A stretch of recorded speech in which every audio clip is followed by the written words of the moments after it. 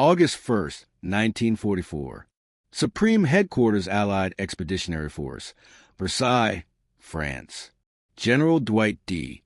Eisenhower leans over an expansive map, carefully examining Allied positions in Normandy. Around him, his senior officers, British, American, and Canadian, study the same problem: how to break free from the Norman hedgerows. For nearly 2 months, Allied forces have been inching forward. Progress is measured in yards, not miles. Casualties are mounting. German defenses remain formidable. A breakthrough is desperately needed. Eisenhower speaks with quiet authority. The stalemate must end. General Omar Bradley gestures toward the map. Operation Cobra. Allied bombers will strike here, creating a gap in German lines, allowing armor to surge through and exploit the opening. How long until we can take full advantage? Eisenhower asks.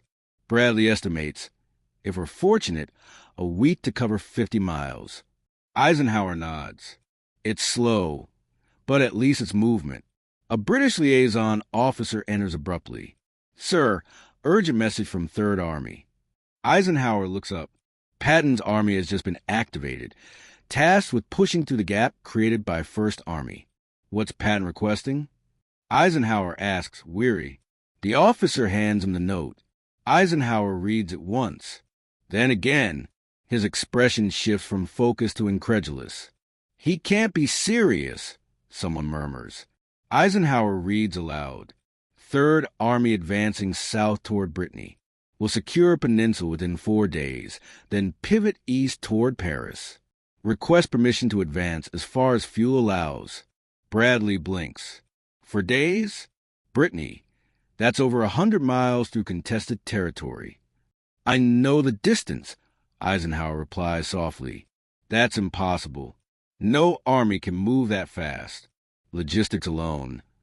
Eisenhower raises a hand and picks up the phone. Connect me to Third Army headquarters. I want Patton. 2 minutes later, Patton's voice comes through. This is Patton. George, your plan calls for advancing 100 miles in 4 days. Eisenhower says. That's correct. Through enemy territory, limited fuel, facing German resistance. Yes. Patton interrupts. Completely doable. The Germans are in disarray. Their lines are collapsing. If we move fast, very fast, we can reach Brittany before they even realize the breach. But we must act immediately. Eisenhower glances at Bradley, who shakes his head skeptically. Even if you do this, your supply lines won't keep pace, Eisenhower warns. Patton is calm. We have maybe a 48-hour window. Waiting for a perfect logistics means losing it. Approve the advance. Supplies can follow. Eisenhower closes his eyes. Military doctrine says, never outrun your supplies. Consolidate, then advance. Patton never follows the rules. All right, George. You have permission. If we run out of fuel and get stuck, I won't complain, Patton replies. Third Army out. The line goes dead. Bradley says, Sir, he'll overextend. He'll leave his army stranded in enemy territory. Eisenhower studies the map. Maybe he'll do what no one expects. 3 days later, Eisenhower will receive another message, prompting 5 words that define Patton's military career. This is that story. Section 1, The Breakout. July 25th to 31st, 1944. Operation Cobra begins. A massive bombing raid rips a hole in German defenses. American forces surge through. First Army advances. Then Third Army, newly activated under Patton, bursts forward. Patton does not pause. He does not wait for supply lines. He does not wait for supporting units. He attacks with full force. Immediately. Keep moving, he commands. Do not stop. If fuel runs out, take it from German vehicles. If ammo runs low, use theirs. Just keep moving. Tank commanders are stunned. 20 miles the first day, 30 the second, 40 the third. German forces, already reeling, cannot react in time. By the moment they locate Third Army, Patton has already moved beyond. At German command, one question dominates. Where's Patton? They cannot answer. He moves too fast to track. Section 2, the race to Avranches. July 31st, 1944. Avranches controls the way to Brittany. German forces scramble to defend it. Holding Avranches could block the American advance. Patton does not wait. Third Army tanks arrive before German reinforcements. The town falls within hours. Brittany is open. We go through. Patton tells his staff, "Shouldn't we consolidate?" An aide asks. "No." Patton snaps.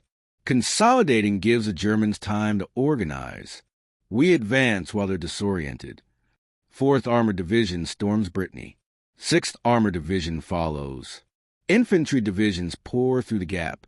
The drive continues. Within 48 hours, 3 full divisions are racing across Brittany, moving so fast that the supply trucks struggle to keep pace. Back at Eisenhower, officers stare at the map in disbelief. This can't be right. A British officer voices a doubt. These markers must be wrong.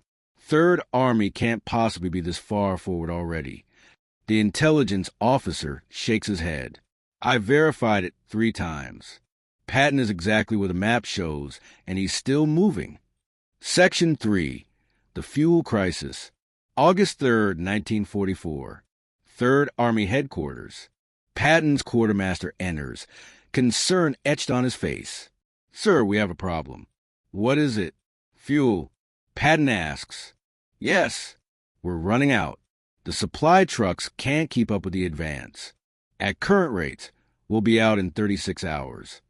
Patton doesn't hesitate. Then we make 36 hours of fuel last 36 hours.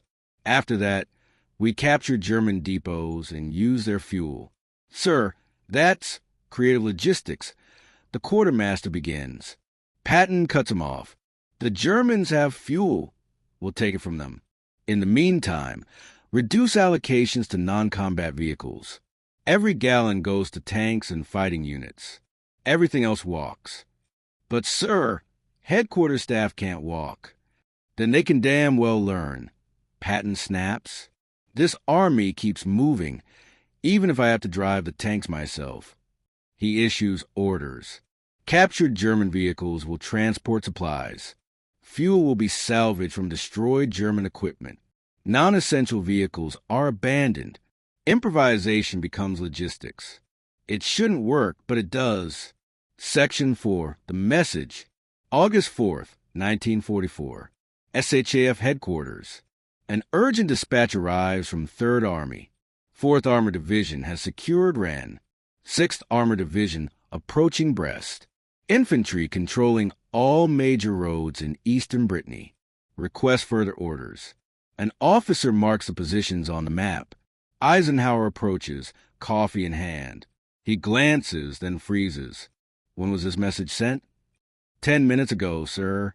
Eisenhower studies the map. Patton's forces are over 100 miles from where they began, in 4 days. "That's impossible," he murmurs. "Sir, we confirmed it.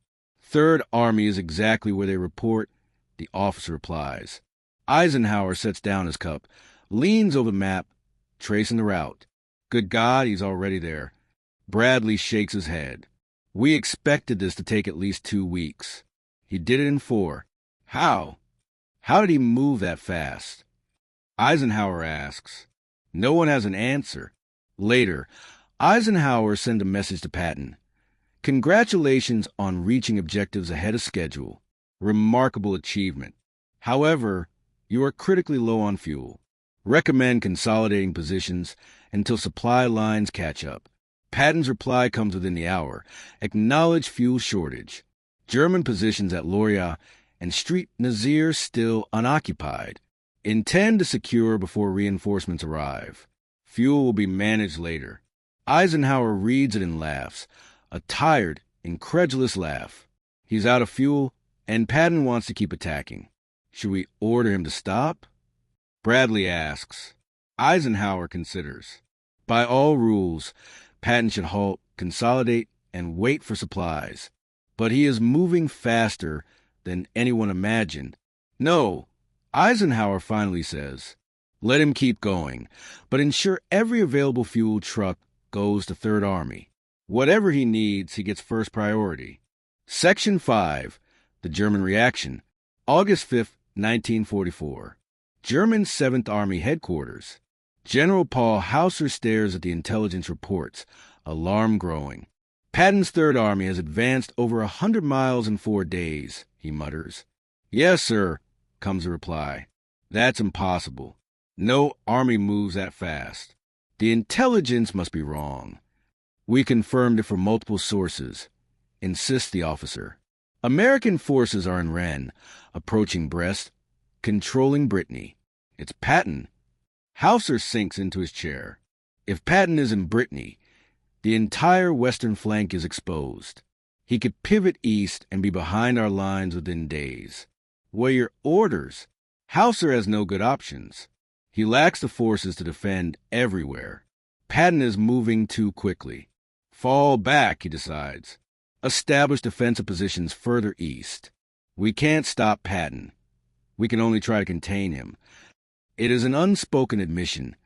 Germany has lost the initiative. They are no longer attacking. They are constantly reacting, always a step behind.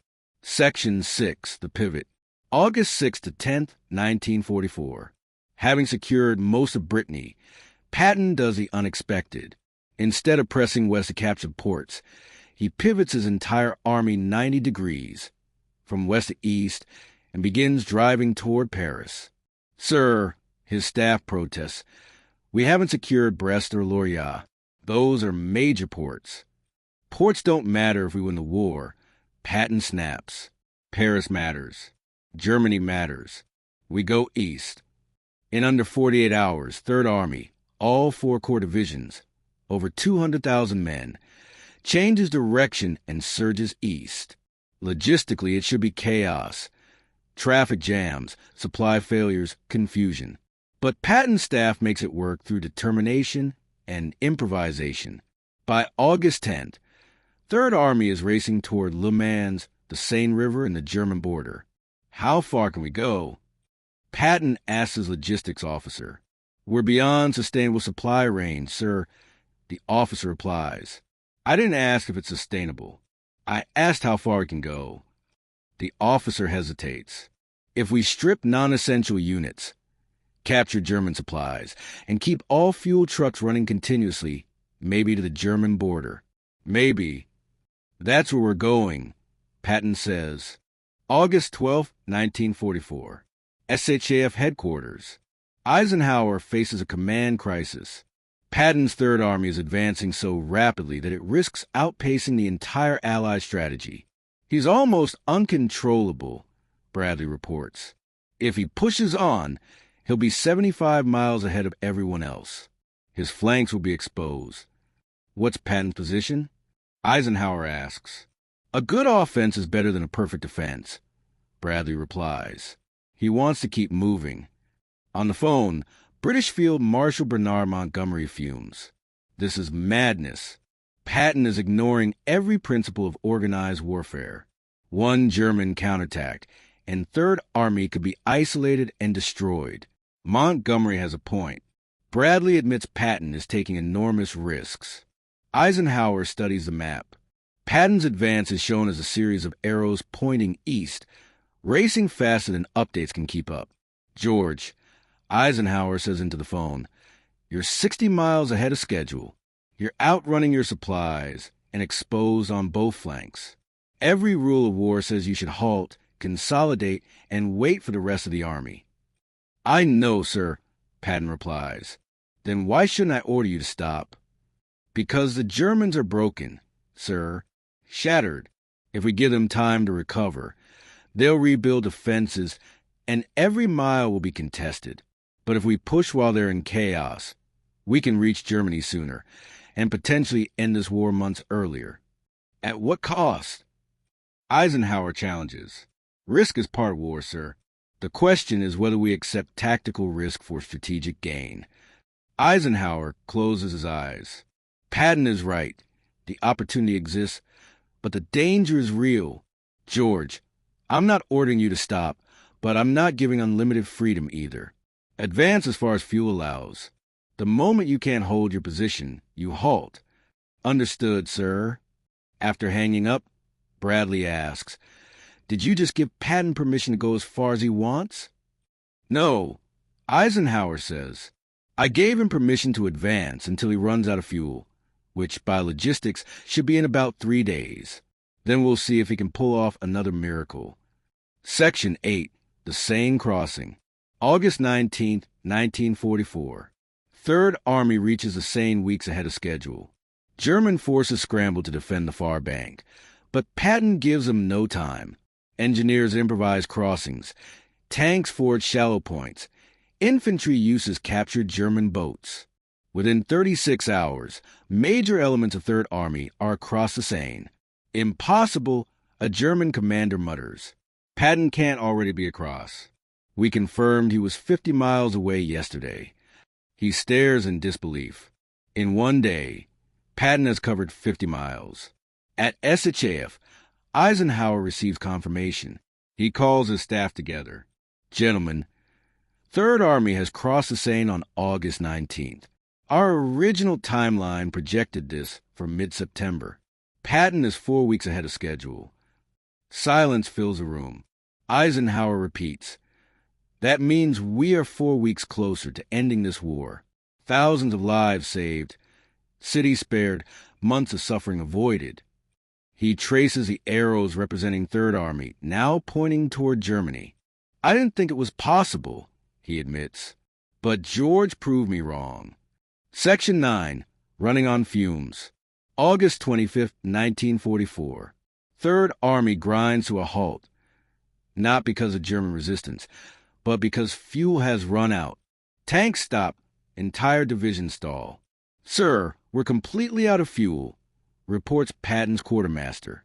"No reserves, nothing. We're stationary until supply trucks arrive." Patton is furious, not at his staff, but at the situation. How long? 3 days, maybe a week, depending on allocation priorities. A week? Patton explodes. In a week, the Germans rebuild their defenses. We could be in Germany now if we had fuel. He immediately calls Eisenhower. "Sir, I need fuel. Every gallon you can spare. We're on the German border, and we can't move." "I know, George, but fuel is limited. Montgomery is sitting still." Patton shouts, "I'm 60 miles from the Rhine. Give me the fuel meant for Monty, and I could be across in 3 days." "George, I can't, sir. We have a chance to end this war in 1944, but only if we move now." The argument drags on for 10 minutes. Finally, Eisenhower makes a decision that will be debated by historians for decades. "I'm giving priority to Montgomery's operation. I'm sorry, George, but that is my decision." Patton hangs up. He sits silently for a moment, then turns to his staff.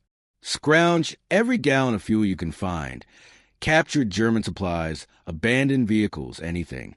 We are not stopping, not when we are this close." Section 10, the Force Halt. September 1944. Third Army sits stationary, burning with frustration. Soldiers can see German positions in the distance, tantalizingly close to the Reich. But without fuel, they cannot advance. It is like standing at the finish line and not being allowed to cross. One officer complains. Patton visits the forward units to boost morale. "We will get fuel," he promises, "and when we do, we go all the way to Berlin." Privately, however, he is devastated. He writes in his diary, "We could have ended this war by Christmas. We had the Germans on the run. All that stood between victory and disaster was fuel. But we paused, and in that pause, the enemy gained precious time to regroup. This delay would cost thousands of lives. Historians will debate Patton's choices, whether granting him fuel priority could have ended the war sooner, whether the risks he took were justified. Yet one fact remains undeniable. In August 1944, Patton drove Third Army 100 miles in 48 hours, crossed France in just 3 weeks, and reached the German border months ahead of schedule. When Eisenhower saw just how far Patton had advanced, He uttered 5 words that captured both astonishment and respect. Good God, he's already there. Section 11, the historical verdict. Military historians continue to analyze Patton's August advance. The figures are staggering. Distance covered, over 600 miles in 30 days. Enemy prisoners captured, more than 100,000. Towns and cities liberated, hundreds. German divisions disrupted or destroyed, dozens. Allied casualties, remarkably low, thanks to the speed of advance. Patton's movement across France stands as one of the fastest sustained advances in modern military history. Some analyses conclude he outpaced Hannibal, Napoleon, and any modern commander. Another notes that the Germans could never defend against him. They could not predict his position. By the time they reacted, he had already moved on.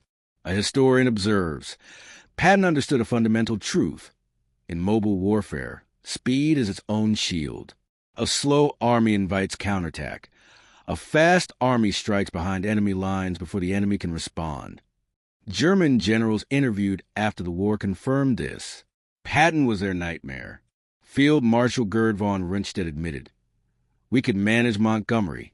He was methodical, predictable.